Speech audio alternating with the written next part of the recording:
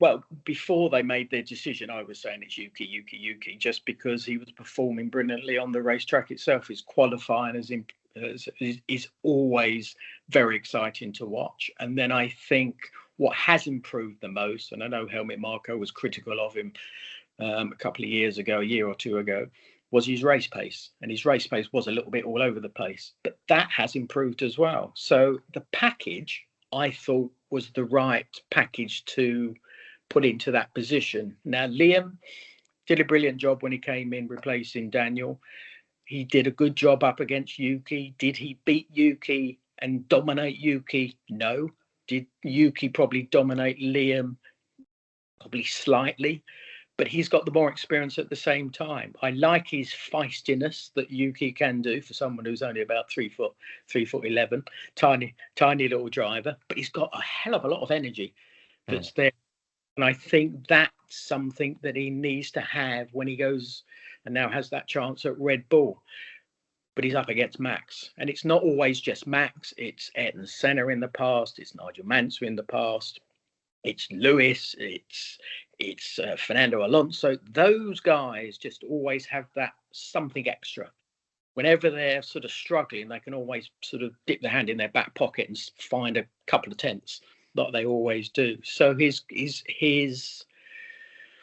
I suppose the expectations is probably the biggest thing that changes. When you're in a smaller team, it's quite a nice family environment, and you're not thinking of winning races. You're probably not thinking of being on the podium.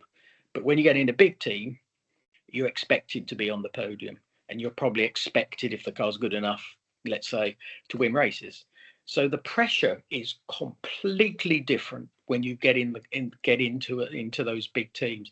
That's going to be the test even for Yuki, and we saw it with Liam. It didn't click. I know it's not fair, 2 races, but in those 2 races, it was a bit of a disaster. So they've jumped in quickly, Red Bull, to say, we looked at it, and I think Helmut has said we did make a mistake, and they probably didn't give him enough time because he'd done 11 races.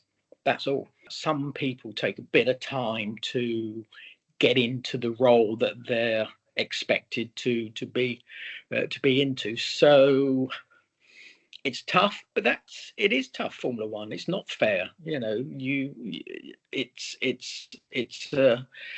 it's a bubble that expects a lot from the drivers. They expect a lot from everybody within those teams, but the driver at the end of the day is given that steering wheel and he's sent out on the track alone, okay, with radio communication to do the job. So I think it was the right call event finally, but we're going to have to see if it works out as well, because it is not going to be easy for Yuki for sure. Home Grand Prix, is there more extra pressure?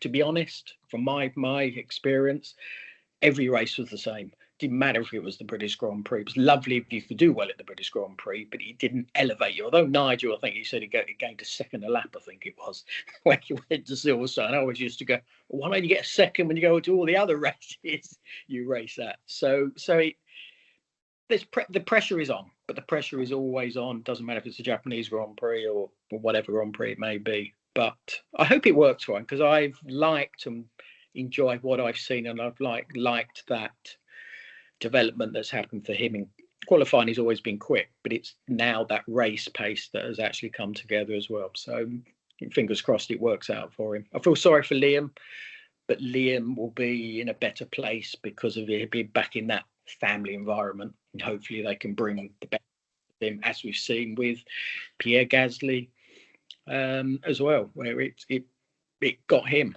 but he's gone back and he's doing very well with Alpine at the moment. And you know, we're going to have to wait and see exactly, what can be achieved for both of them, I suppose.